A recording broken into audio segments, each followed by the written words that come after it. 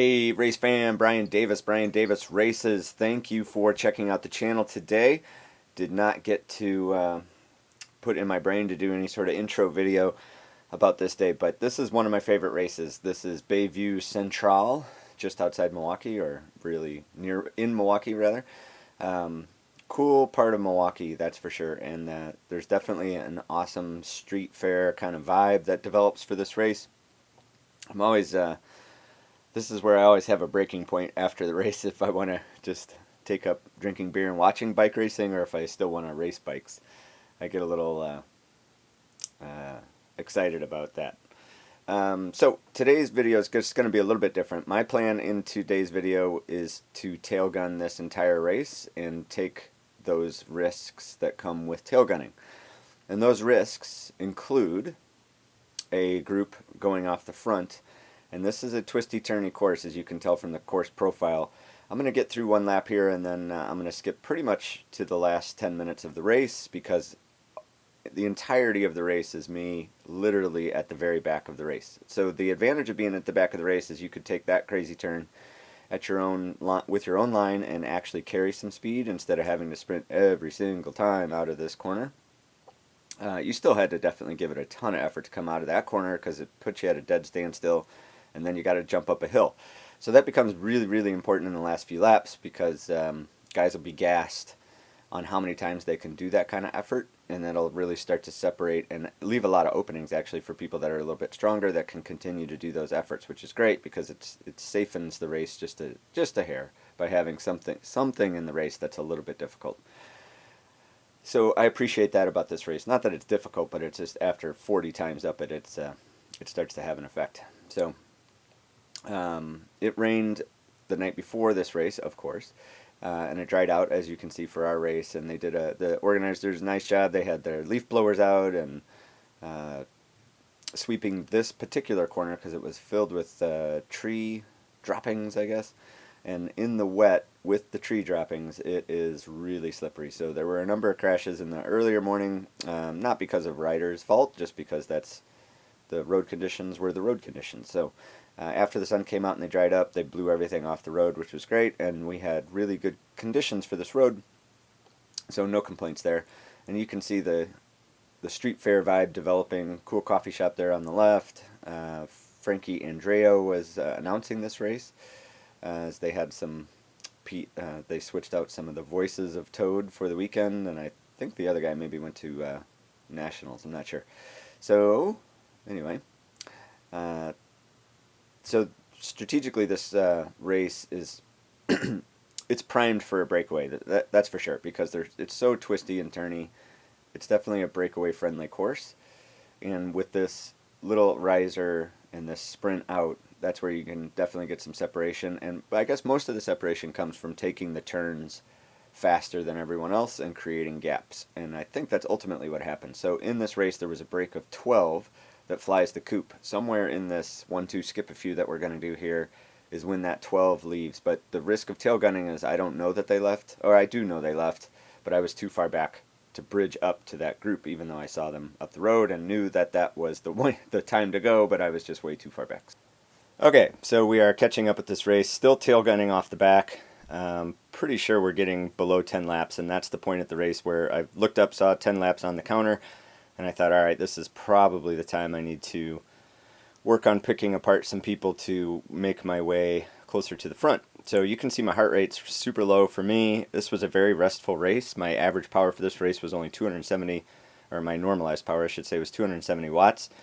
The day before, for context, was 310 or 301, I forget, but in any event, this was a significantly less stressful race. I think that move that went up the road of 12 riders certainly changed the dynamic of this race for a couple reasons. One, the talent goes up the road, so you're not going to get quite as much pulling. And then two, the motivation in the backfield to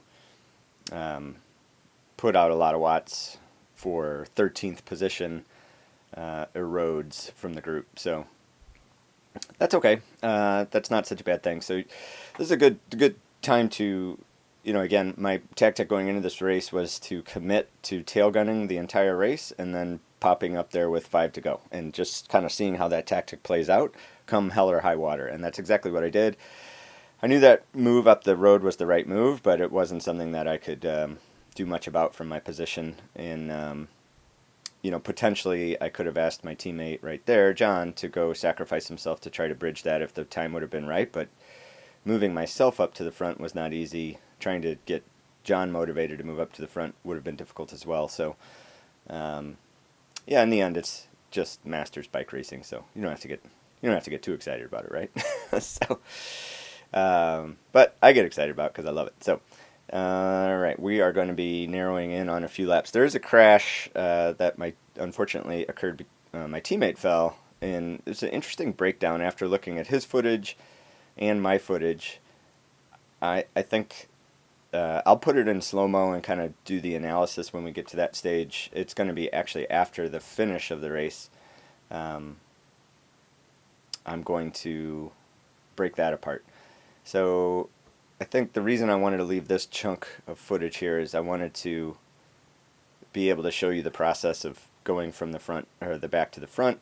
Not that I executed it flawlessly, but it's definitely something that I put some work into. So I really thought I would have done it there, but so I was finding that you could go inside on that turn, which traditionally most people would prefer to be outside on that turn. But if you went inside, you could pick up a few spots in this alley, and that puts you in a slightly unfortunate position to be outside on these two turns. Not ideal. Certainly not ideal in the final laps. So going into this race, I absolutely positively knew that I wanted to be, we'll just go through it. So you see this, the start-finish line on the graphic of the map is not correct. And I guess the dot is not correct as I'm seeing this right now as well. So let's just run through where you want to be on each turn. I did see there is an attack up front. That might be the attack. I think there were two people that left this chase group. Carlos and another gentleman from Meteor, I believe, based on the pictures that I saw later. And that seems like that might have been the time that they left. It's hard to tell. They're a little four-man group up. Anyway, not sure if that's exactly when they left, but that again further eroded the motivation of the group to see a few more people go up the road. Okay, so anyway, turn 1 doesn't really matter inside or outside. Turn 2 is actually faster to be inside on this turn because you had to come out of it at a virtual standstill anyway and sprint. So trying to take it wide to carry speed was a bit of a fruitless effort. So if you were inside on that greater than 180 turn, then you could shoot up this alley here, maybe grab 1 or 2 spots on this straightaway up the hill if you had enough power, which I do on the last lap. And again, I see this move happening up front, but there's just not anything I can do about it. So then you can be outside on this turn, which is fine, or straight line. If everything's straight line, that's obviously even better. And then in these last 2 turns, these are pretty critical. Again, don't watch the dot. Oh, the dot might be working now. Yeah. So the being inside on this turn is pretty important in the final laps, or certainly the final lap. And then being inside on this turn here is critical. This is kind of the make or break turn right here. And that's actually where the crash occurred in our race, and there was a few crashes there all day. There was some ups and downs in the pavement. Not that it's the pavement's fault. Obviously, we make it through there 99% of the time. It's just that extra bit of pavement breakup and speed. And this turn, being on the inside would be ideal. If you're on the outside, you're probably going to be pushed into the barriers if you're on somebody's wheel. And although the draft is on the outside of that turn. So the draft is on the outside of the turn. Pretty sure that's how the winds. I'm doing this the next morning, so I kind of forget the wind, to be honest with you. Alright, well anyway, I'm moving my way up to the top, and you can see the field is really strung out right now because there's that little move up the front. So I believe, if I remember correctly, I kind of paused my intention of working my way up to the front because I know at this pace this is not going to be sustained to the end of the race. So I may as well sort of hang out till the mushrooming occurs, and then I can shoot up without expelling a lot of effort. Yeah. So, okay.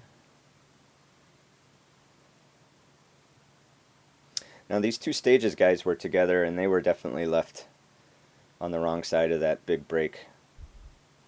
I thought for a moment I would ride with them. So here's a big move up the alley. Able to grab a bunch of spots. I think I worked my way to the inside here even because I made it up there and I had a clean alley. Nope, I guess I don't. Alright, so that chopped off maybe 5 or 6 riders. Let's see if I get a few more in this next straightaway.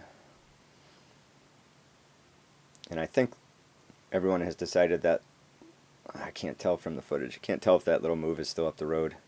But you can see the motivation has eroded from the group. We're not strung out like we were on the previous lap. So you can sense that that mushrooming is going to happen, and you're going to be able to pop up to the front without as much effort. And that's really the key. I mean, you really need to know this. Crit racing is all about expending less energy than the person next to you. So if you can maintain that same speed with less effort, you will have a better shot at winning these types of races. Well, I guess I let those 5 guys go right past me again, so that's unfortunate. So when you see that happen, like what feels good when you're in the middle of the group is you're getting a great draft.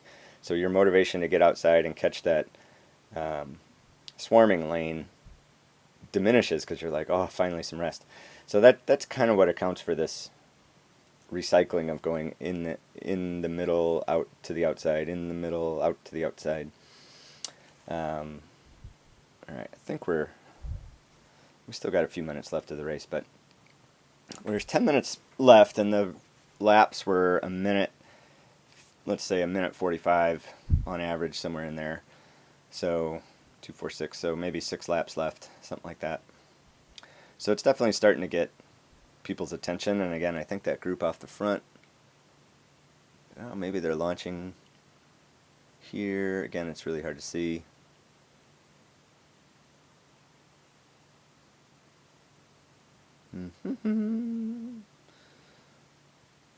Yeah, that's really strung out.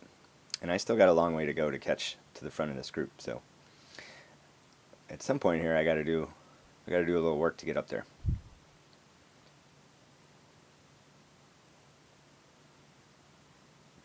Alright.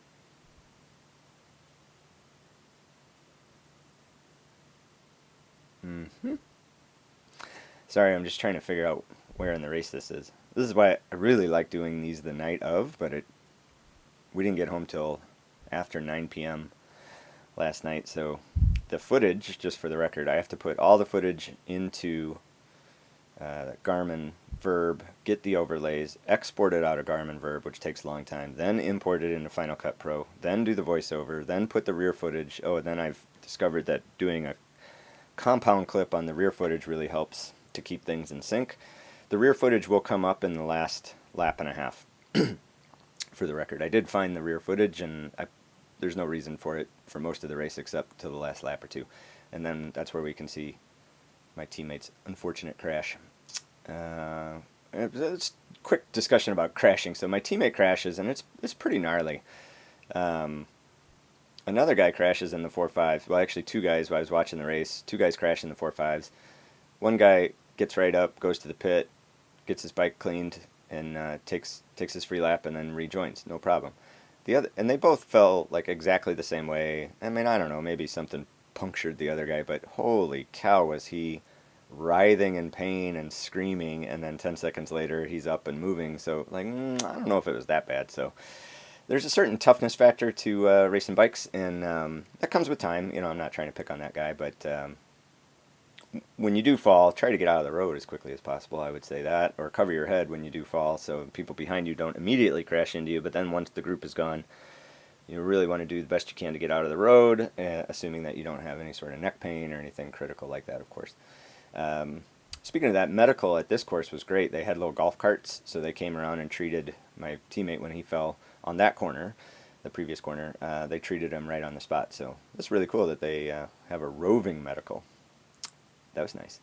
And then he went to the actual medical, although it was difficult for the volunteers had no idea where medical was, so he had to ask like 5 or 6 people and finally found it. So in any event, all right, I've made my way closer to the business end of this race, and it looks like that is actually the 2-man group that went up the road. Let's see if we can see when we turn, if there's 2 leaders. One, nope, maybe not.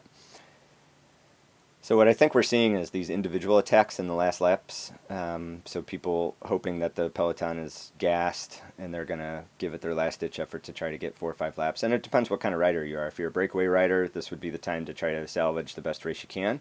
If you are a sprinter, then obviously you're going to do what I'm doing, which is to sit in and work your way up to the front and then do the best you can in the end. Now, it's a little frustrating. I call myself a sprinter, but then you see my sprint, and it's like, wah wah, pretty pathetic because it's a big number, but it doesn't really get me anywhere other than maintaining the group. So there's some things you can do, especially with footage that you can see that I do wrong in the final sprint. You'll see that too. So here's the mushrooming. Now this makes it a much easier moment to move up to the front. And then going into this turn, you know somebody's going to come on the inside, right? You just know that. That has to happen. No, maybe not that time. So one flyer off the front. I wonder if we bring him back. That might be, I don't know who that is, because I think there were, anyway, doesn't matter. So I'll see if we can catch the lap card. Now I'm willing to take a little wind as we get to these final laps because I need to try to keep myself up to the front. And there's a critical mistake when my teammate crashes. You'll see that. And only by seeing his footage am I able to see something very wrong that I did. So I'll be happy to point that out. And I know it's unusual for a bike racer to accept blame for something, but I think I'm going to accept some blame in the slow motion. But I'll let you guys be the judge, but I'll give you my opinion in the commentary. All right, so there's my teammate John. Okay, this was 3 to go, so he's going to go take charge to try to clean up this group. After the race, John admitted that he wishes he would have waited one more lap, and I would agree if he would have gone with 2 to go. He's strong enough to actually keep this pace for 2 laps, or at least 1.5 laps, and doing it on the 3 to go is maybe not 100% ideal, but that's okay. So you're going to see when he gets the bit between his teeth here, this is going to straighten the peloton right out because he can put down some significant power, and he's gapping people left and right. That was the other thing, I guess, with surfing the wheels. There was a few gappers that I had to cover in the back. Not that they burned many matches, but again, that was the risk I was running today, was to tail gun and hope for the best in the end. But yeah, now we have a really straight group. 3 to go, so we're coming into, I guess, 2.5 to go at this point, to be exact. And I think John got really close to catching the little 2-man group ahead of us. So he cleans up that one rider that was off the front. Alright, that makes sense. And then that other group, I think they probably just turned the corners. I believe after the race we heard that they were 15 seconds up and John was closing in on them quickly. But it was not going to work out, which is fine. And I think that group of 12, I was asking after the race, well, were they going to lap the field? And the consensus was they were only halfway around. And that group is certainly strong enough to lap the field. So I think their discussion of their 12-man break was, let's not lap the field because then you're going to be stuck with all of us in a group sprint that's deciding people that were in the 12-man break. So I think that was a really wise decision by that group to not rejoin the peloton because that would have made a messy finish. Totally up to them. I mean, I think it's better for them ultimately. I don't care if they come back in our group or not, but it was better for them to stay away from us. All right. Now we're getting to 1.5 go. I think we lose my teammate John. He's going to pop off the front pretty soon. He's still pulling. Just a beast. Yep. So that was a good grab. Grab that wheel. Move my way up a little bit. So now I'm dipping into the top 6, 7 riders. It's a good place to be. I think John's going to fade before this next turn. Maybe not. That's a lot of power, John. Wow. It's a long time to be pulling 400 plus watts. So as he's been out there 1.5 laps. And now I'm starting to think, okay, I need to try to get myself on the inside of these turns to set myself up. So with 2 to go, I'm actually trying to set myself up for the finish. So I want to stay on the inside of these turns. Yeah, it's getting a little dicey here. Now I left a lot of spots there. That's unfortunate. I think I'm going to pop around here. Yep.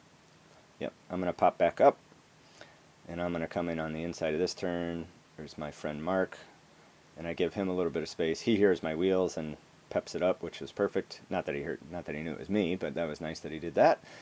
And now it's getting a little too slow. Mark doesn't want to lead out, which is intelligent. But now I can sense it's slow, so I'm going to leave myself room on the outside.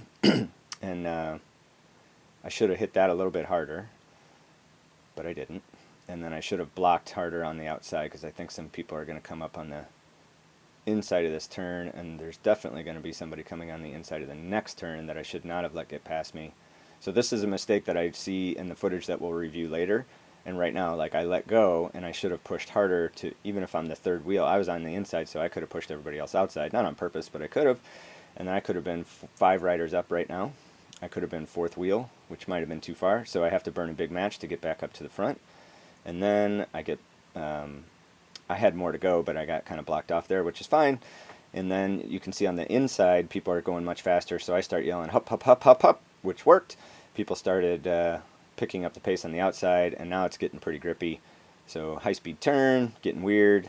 All right, now I got to get to the inside of this next turn, shoot this gap. That was awesome. Glad that worked.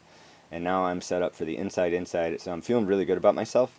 And you're going to see when I slow things down in the other footage that I screw something up significantly here. So again, should have pushed harder to get up to that next spot. And then absolutely, watch this guy come from behind. Should not have let him go, and you'll see in the other footage, I tried to not let him go, but I made a huge mistake, and I can see why he went around. Now, he dive bombs that corner and does not hold it and caused some brake checking, which ultimately I think is what caused my friend to crash. So, but you'll see how I think that I had something to do with that, unfortunately. So, now, he does all that dive bombing, and then, what? Where'd you go? Why'd you do that? Final sprint, and you're gone? Oh, I was looking forward to following his wheel because he seemed really strong, but he just pulled out. I don't know if he had a flat or what, but that was really weird to put all that risk into that second to last turn and then just give up in the last bit. So, all right, this is my friend John. He's at the red helmet, black and red kit. So he goes across, and you're going to see him hit just that lip of this little manhole cover or water meter, and then whoop, that causes his front wheel to spin out. He goes down. Now watch behind him. My other friend, Mike, flips over him. You'll see it in a second. So this is the dive bomb. Zoop, zoop, zoop. So he causes a brake check before the turn even started. That person got a little concerned and hit their brakes, and that caused a domino effect. All right, now let's take another look at John's footage. This is from John's bike. So we're going down second to last turn. You can see me in the black and red on the right on the inside, and this person's going to come around me. Now what I did is I stopped pedaling there. Why did I stop pedaling? I should have been hitting it harder, and I should have been the one dive bombing that corner. Hopefully I would have held it up and not caused my friend to crash. And then you see my other friend Mike flip over John. Everybody's okay. John's a little banged up, but he just texted me a minute ago, and it seems like he's going to go racing today, so that's good. So I just want to point out, like, the crashing stuff happens, but it is a minor percentage of times that happens. So our teammate John stops his race and comes over to check on the other John. How cool is that? Thanks, John. So let's watch John's footage in slow-mo again here. So you can see me on the inside slowing down because I know that guy's there, and I'm trying to block him from dive bombing the corner, but he does it anyway. And I guess I can't blame, this is the part where I have to take blame. I can't blame him because I was not pedaling, so he's thinking, what are you doing? Get out of the way, which is fair. So he goes in and watch the rider to my left, brake checks there, and that causes 3 more brake checks, and then you see John is going to bite it.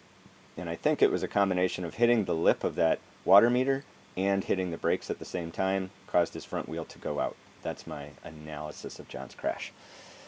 And there goes Mike flipping over. Mike says he did a perfect 10 somersault landing onto the grass, and he's perfectly okay. So pretty cool that everybody's in good shape.